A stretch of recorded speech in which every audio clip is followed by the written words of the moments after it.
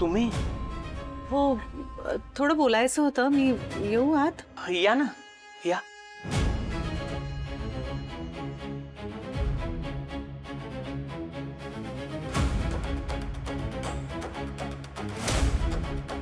मी पाणी घेऊन आलो. हो हो या. प्लीज.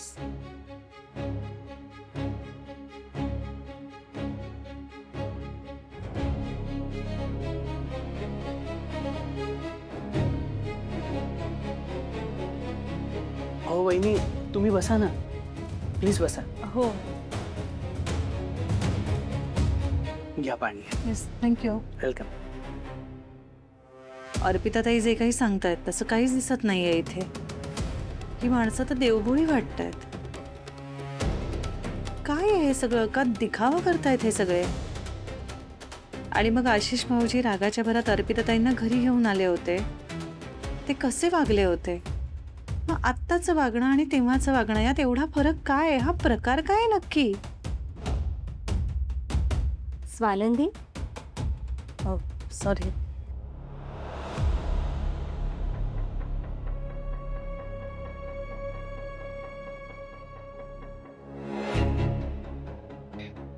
काकू, मला जरा आशिषशी थोडं प्रायव्हेटली बोलायचं होतं, एकांतात. चालेल का तुम्हाला?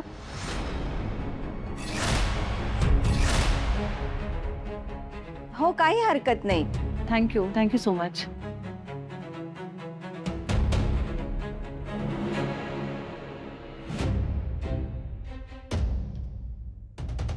बोला ना. ठीक आहे, मी डायरेक्ट मुद्द्यावर येते.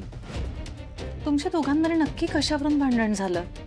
म्हणजे माहिती आहे मला, नवरा बायको म्हणून हा तुमचा खाजगी प्रश्न आहे, पण जे काही झालं होतं ते चुकीचंच झालं होतं.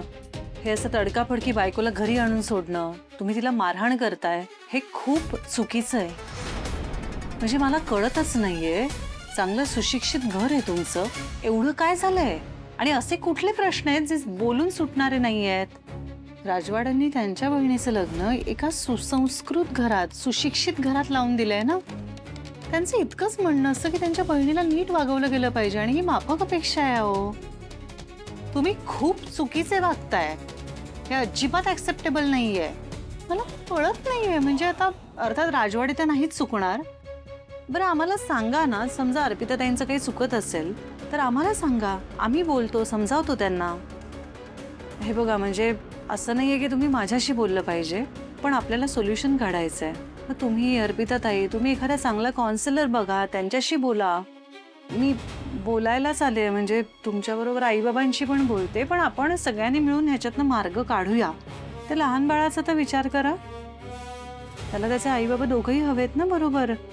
आता अर्पिताताई तिथे, तुम्ही इथे, हे त्या बाळासाठी पण किती चुकीचं आहे. खरं तर इथे आता राजवाडे असायला हवे होते, पण ते बिझी आहेत, त्यांना नाही जमलं. पण ट्रस्ट मी, तुम्ही माझ्याशी मोकळेपणाने बोलू शकता. मी तुमच्या बहिणीसारखी असं समजा आणि माझ्याकडे मन मोकळं करा, माझ्याशी बोला. अँड ट्रस्ट मी अत्यंत नॉन जजमेंटल राहून तुमचं बोलणं ऐकू शकते.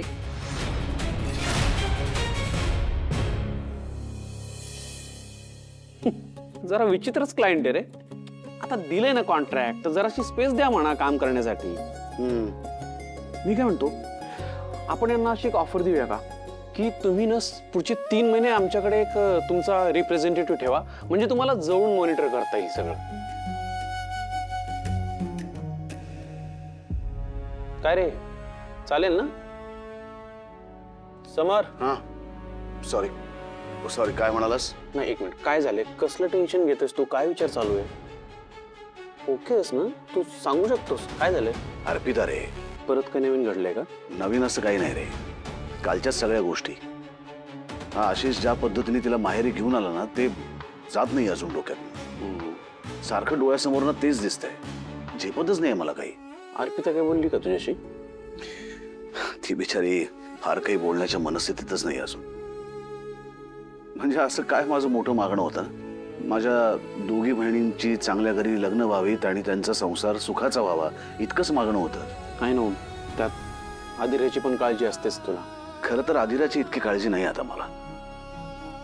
हा, तिच्या घरी तिची सासू जरा कटकट करते, पण रोहन आणि ती ते दोघंही सॉलिड आहेत. एकमेकांवरती खूप प्रेम करतात, एकमेकांना सांभाळून घेतात, एकमेकांसाठी उभे राहतात. कुठलंही चॅलेंज असेल तर त्याला एकत्र फेस करतात.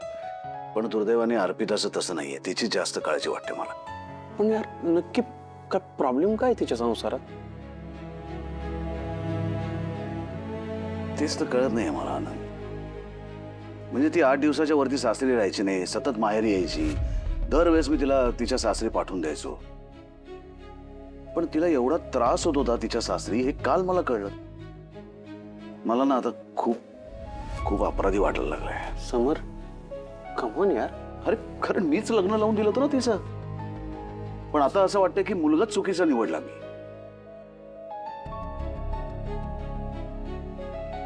मला माहित नाही तुम्ही गप्प का बसलायत, पण मग आता मला हे बोलावं लागतंय की आपल्या बायकोला घरात अब्यूज करणं हा खूप मोठा गुन्हा आहे.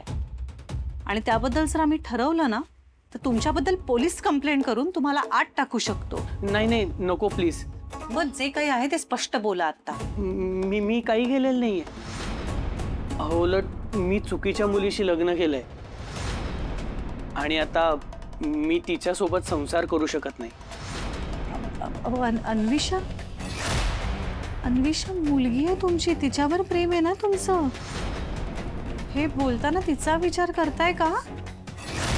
तिच्या भविष्याचा विचार करताय तुम्ही? अहो तिचा विचार करूनच तर मी गप्प बसलोय वहिनी. नाही मला कळेल असं बोला बरं. म्हणजे नाही नाही नाही काही नाही काही नाही. वहिनी मला माफ करा, पण मी तुम्हाला खरं काही नाही सांगू शकत. प्लीज.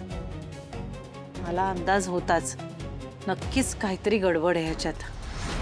माझा अंदाजही खरा ठरला. अहो माणसं ओळखायला नाही मी सहसा चुकत.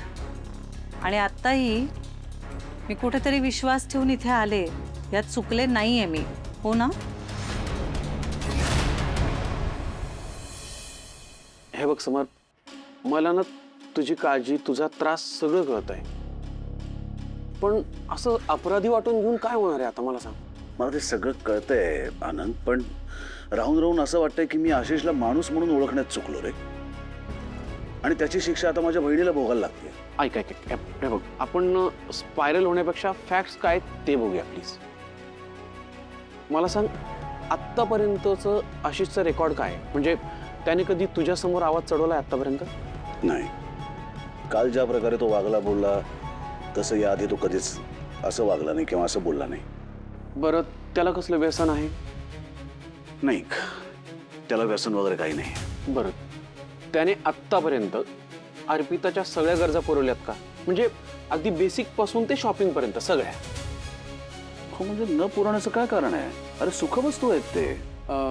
बरं, मग कामाच्या ठिकाणी काय रिपोर्ट आहे त्याचा? म्हणजे तो कामाच्या बाबतीत कसा आहे? कामाच्या बाबतीत उत्तम आहे तो. तोच नाही, त्याचं अख्खं कुटुंब शिकलेलं आणि सुसंस्कृत आहे. आता सगळ्यात महत्वाचं, तुझ्या निरीक्षणानुसार आशिषचं त्याच्या बाळावर प्रेम आहे? हो आहे. हे सगळं जरी असलं तरी अर्पिताचं म्हणणं असं आहे की तो आमच्या समोर वेगळा आणि तिच्या समोर वेगळा वागतो. आणि तसंच असेल ना तर एक मिनिट, तुझं मन तुला काय सांगतंय ते सांग. नाही, माझं मन असं सांगते की आशिष एक शांत, समजदार, जबाबदार मुलगा आहे.